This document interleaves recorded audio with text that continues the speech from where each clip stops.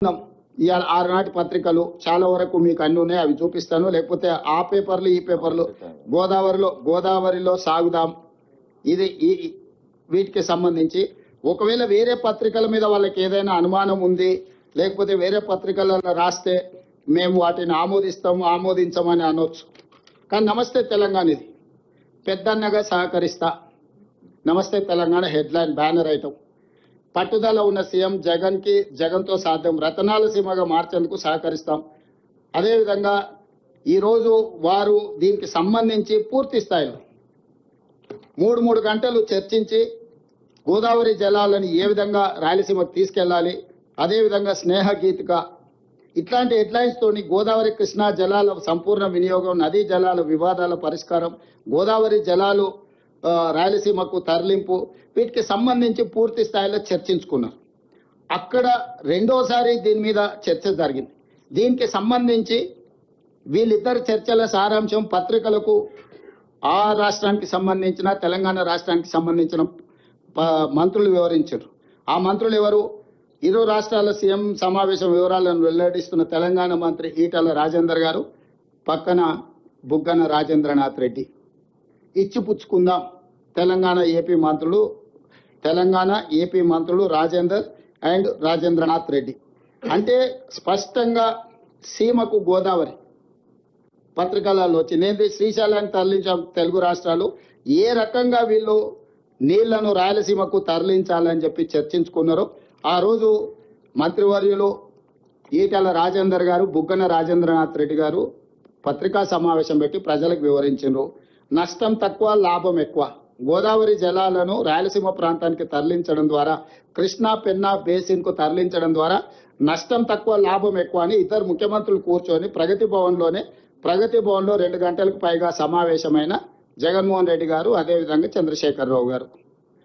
తెలంగాణ నడిగడ్డ ప్రగతి భవన్లో ఆంధ్రప్రదేశ్ ముఖ్యమంత్రి, తెలంగాణ ముఖ్యమంత్రి కూర్చొని గోదావరి జలాలను రాయలసీమ పెన్నా ప్రాంతానికి, కృష్ణా బేసిన్ కు తరలించాలని, అదేవిధంగా నిధులు ఇవ్వాల్సిందిగా కేంద్రాన్ని కోరదాం, పుచ్చుకునే ధోరణితో ముందుకెళ్దాం. అంటే ఒకవేళ డబ్బులు కేంద్ర ప్రభుత్వాన్ని అడుగుదాం, ఇవ్వకపోతే మనమే సొంతంగా కట్టుకుందాం అని చెప్పి వాళ్ళిద్దరు కలిసి మాట్లాడుకొని ముందుకెళ్ళిండ్రు. తక్కువ నష్టం, ఎక్కువ భూసేకరణతో గోదావరి కృష్ణా నదుల అనుసంధానం. సో ఈ రకంగా ఈరోజు ఇంత స్పష్టంగా రాయలసీమను రతనాల సీమగా మారుస్తా, ఇవన్నీ కూడా చంద్రశేఖరరావు గారు స్వయంగా మాట్లాడిన మాటలు.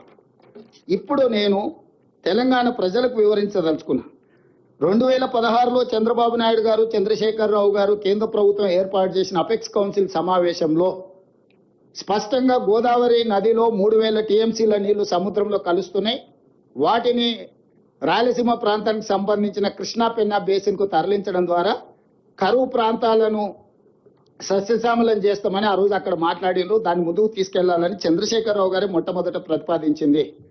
ఈ రోజు ఏదైతే గోదావరి బంకంచెర్ల ఆంధ్రప్రదేశ్ చంద్రబాబు నాయుడు గారు మొదలు పెట్టినరో, 2016లో చంద్రశేఖరరావు గారు, చంద్రబాబు నాయుడు గారు మాట్లాడుకున్న ప్రాతిపదికనే ఈ రోజు వాళ్ళ ప్రాజెక్టును ముందుకు తీసుకెళ్ళి 2019లో జగన్మోహన్ రెడ్డి గారు, చంద్రశేఖరరావు గారు పూర్తి స్థాయిలో మాట్లాడుకొని ప్రాజెక్టు డిపిఆర్లు అన్ని రెడీ చేసి పెద్దన్నగా సహకరిస్తాను చంద్రశేఖరరావు గారు చెప్పడమే కాకుండా, రాయలసీమ పర్యటన సందర్భంగా శ్రీమతి రోజా గారి ఇంటి దగ్గర ఏం మాట్లాడినో, ఇప్పుడు వారు వివిధ సందర్భాలలో ఏం మాట్లాడినో మీకు చూపించిన.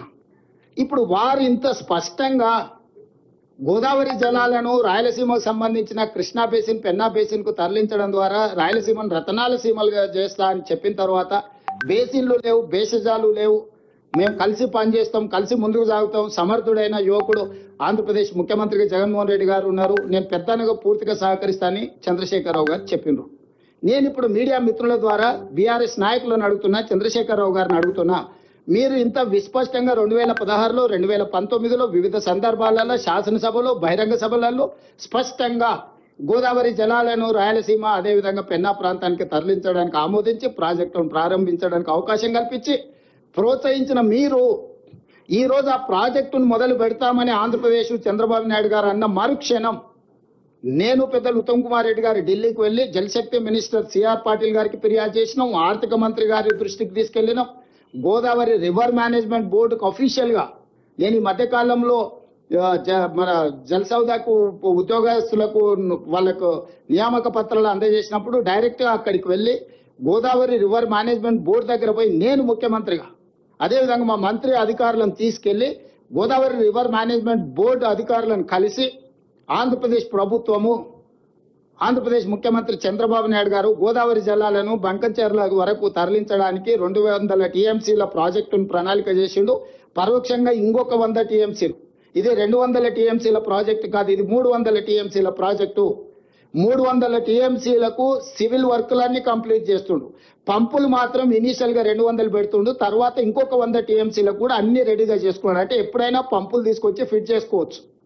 సో కాలువలు కానీ, లేకపోతే టన్నెల్స్ కానీ, లేకపోతే రిజర్వాయర్లు కానీ 300 టీఎంసీలకు సంబంధించిన ప్రణాళికలు సిద్ధం చేసుకొని ఈ వరద జలాలను లిఫ్ట్ చేసే కాడ ఇప్పుడు 200 టీఎంసీలను మాత్రమే లిఫ్ట్ చేయడానికి అవసరమైన పంపు సెట్లు పెట్టుకుంటున్నాడు. ఇది 200 టీఎంసీల ప్రాజెక్ట్ కాదు, ఇది 300 టీఎంసీల ప్రాజెక్ట్. ఆనాడు చంద్రశేఖరరావు గారు 400 టీఎంసీలకు ప్రతిపాదన ఇచ్చిండు. 400 టీఎంసీలు తరలిస్తే 100 రోజుల్లో రోజుకు 4 టీఎంసీలు తరలిస్తే 400 టీఎంసీలు వస్తే, 400 టీఎంసీలు వస్తే కృష్ణా బేసిన్ లో ఉన్న రాయలసీమకు, అదేవిధంగా పెన్నా బేసిన్ లో ఉన్న నెల్లూరు, ప్రకాశం ప్రాంతాలకు కూడా నీళ్లు తరలించవచ్చు. ఆ ప్రాంతం బాగుపడుతుంది, పంటలు పండుతాయని చంద్రశేఖరరావు గారు వారికి సూచన చేసిండు. ఏ కారణాల చేతనో చంద్రబాబు నాయుడు గారు మొదటి విడతగా 200 టీఎంసీలు, మళ్ళీ విడతగా 300 టీఎంసీలు, ఇంకొక 100 టీఎంసీలు కూడా ఈ విధంగానే ఊరుకుంటే మళ్ళొకసారి చంద్రశేఖరరావు గారు వారికి ఇక కానియండి అని చెప్పిండనంటే 400 తీసుకుపోయినా ఆశ్చర్యం లేదు. ఈ రోజు అందుకే మేము రోడ్డు మీద పడి ఆగి చేయదలుచుకోలే. ఎందుకంటే మేము బాధ్యతతో ఉన్నాం, బాధ్యతతో కూడుకున్న విధానాలని ఆచరించాలనుకున్నాం. అందుకే ఈ ప్రాజెక్టు ప్రతిపాదన జరిగిన ఎంబడే, చంద్రబాబు నాయుడు గారు అక్కడి శాసనసభలో మాట్లాడిన ఎంబడే నేను ఉత్తమ్ కుమార్ రెడ్డి గారు వెళ్ళి స్పష్టంగా గోదావరి రివర్ మేనేజ్మెంట్ బోర్డుకి మేమే సొంతంగా వెళ్ళి ఫిర్యాదు చేసినాం. గోదావరి రివర్ మేనేజ్మెంట్ బోర్డు తర్వాత జలశక్తి మంత్రి దగ్గరకు వచ్చి ఫిర్యాదు చేసినాం. అదేవిధంగా ఆర్థిక మంత్రి గారికి వేరే సందర్భంలో కలిసినప్పుడు ఈ అంశాలను ప్రస్తావించడం, ఎందుకంటే కేంద్ర ప్రభుత్వం ఆర్థిక సాయం అందించబోతుంది. అదేవిధంగా వివిధ బ్యాంకుల నుంచి ఎఫ్ఆర్బిఎం పరిధిలో కాకుండా అవుట్ ఆఫ్ ఎఫ్ఆర్బిఎం లో లోన్లు ఇవ్వడానికి ఏదో ప్రయత్నాలు చేస్తున్నారని పత్రికల్లో వస్తున్నాయని మేము చదివినాం అని ఓరల్ గా చెప్పడమే కాకుండా సంబంధిత శాఖ మంత్రి జలశక్తి మంత్రి గారికి లేఖ రాయడం కూడా జరిగింది. అధికారికంగా ఈ వివరాలన్నీ పెట్టి జలశక్తి మంత్రి గారు కూడా మాకు వెనక్కి స్పష్టంగా లేఖ రాసిండు. ఇంతవరకు వాళ్ళు మాకు ప్రాజెక్టు రిపోర్టే ఇవ్వలేదు. ప్రాజెక్టు రిపోర్టు మీ అభ్యంతరాలను పరిగణలోకి తీసుకోకుండా అనుమతి ఇచ్చే సమస్యనే లేదు. ఏ రకంగా కూడా ఇంతవరకు మా దృష్టిలో లేదు. మేము ఖచ్చితంగా చర్యలు తీసుకుంటాం. సిఆర్ పాటిల్ గారు మళ్ళీ ఉత్తమ్ కుమార్ రెడ్డి గారికి లేఖ రాయడం జరిగింది. ఈ రోజు ప్రభుత్వం ఎక్కడే నిర్లక్ష్యం వహించలేదు. ప్రభుత్వము, రాజ్యాంగబద్ధ సంస్థలు కేంద్ర ప్రభుత్వానికి అన్ని రకాలుగా ఫిర్యాదులు చేయడం, అధికారికంగా లేఖలు చేయడం, కలవడము, పోవడము, రావడము, అన్ని విషయాలను క్షుణ్ణంగా బాధ్యతాయుతంగా మేము ముందుకు తీసుకువెళ్తున్నాము. ఉన్న పలంగా హరీష్ రావు గారు బయటకు వచ్చేసి మొత్తం తెలంగాణకు అన్యాయం జరిగిపోతుంది, మొత్తం నీళ్ళని తరలించుకుపోతున్నాడు చంద్రబాబు నాయుడు, రేవంత్ రెడ్డి మౌనంగా ఉన్నాడు, ఉత్తమ్ కుమార్ రెడ్డి గారు ఉత్తగానే కూర్చున్నాడు అని బకెట్ల బురద తీసుకొని చల్లుకుంటే వెళ్తున్నాడు. అయ్యా, ఈ పాపానికి పునాది వేసింది మీ మామగారు. ఆ రోజు నువ్వే ఆ సమావేశంలో ఉన్నావు. అయితే గీతే ఎవరినైనా శిక్షించాలంటే చంద్రశేఖరరావు గారిని, హరీష్ రావు గారిని శిక్షించాలి. ఒకవేళ గోదావరి బేసిన్ లో తెలంగాణ ప్రాజెక్టులకు అన్యాయం జరిగి తెలంగాణ ప్రాజెక్టులకు ఒకవేళ తీరని ఏదైనా ద్రోహం జరిగితే ఉరిదీయాల్సింది చంద్రశేఖరరావును, హరీష్ రావునే. సర్వ పాపాలు చేసింది మీరు, పాపాల భైరవులు మీరు, తెలంగాణకు అన్యాయం చేసింది మీరు. కాంట్రాక్టర్లు ఇచ్చే కమిషన్లకు మీ ఇద్దరి కలయికనే ఒక కాంట్రాక్టర్ పెట్టిన సమావేశం. ఆ కాంట్రాక్టర్ పెట్టిన సమావేశంలో మీరిద్దరు, ఆయన సూత్రధారి అయితే కాంట్రాక్టర్, మీరిద్దరు పాత్రధారులుగా కూర్చొని కమిషన్లకు కక్కుర్తిపడి 400 టీఎంసీలు గోదావరిలో వరద జలాలు ఉన్నాయి, రాయలసీమకు పెన్నా ప్రాంతానికి తరలిస్తామని అన్ని కుట్రలు చేసి ఈ రోజు మీ చేతిలో లేకుండా పోయిందని చెప్పి ఆ బురదంతా తీసుకొచ్చి మాకు అంటించాలనే ప్రయత్నం చేయడం ఇది భావ్యమా? అందుకే ఈరోజు స్పష్టంగా తెలంగాణ ప్రజలకు నేను చెప్పదలుచుకున్నా, వీళ్ళు ఏ రోజు కూడా తెలంగాణ ప్రయోజనాల కోసం కృషి చేయలేదు. ఈ రోజు కృష్ణా బేసిన్ లో ఉమ్మడి రాష్ట్రంలో ప్రారంభించిన ఏ ఒక్క ప్రాజెక్ట్ అయినా మనకు ప్రధానమైన ఆధారము Krishna basin, Godavari basin. Krishna basin మీదకి వద్దాం. ఉమ్మడి రాష్ట్రంలో సాగునీటి ప్రాజెక్టుల్లో తెలంగాణ ప్రాంతానికి అన్యాయం జరుగుతుంది కాబట్టి నీళ్లు, నిధులు, నియామకాలు అనే నినాదంతో రాజకీయ పార్టీని మీరు ముందుకు తెచ్చుకొని అధికారంలోకి వచ్చి ఆ నీళ్లకు సంబంధించి కృష్ణా బేసిన్ మీద ఉమ్మడి రాష్ట్రంలో మొదలు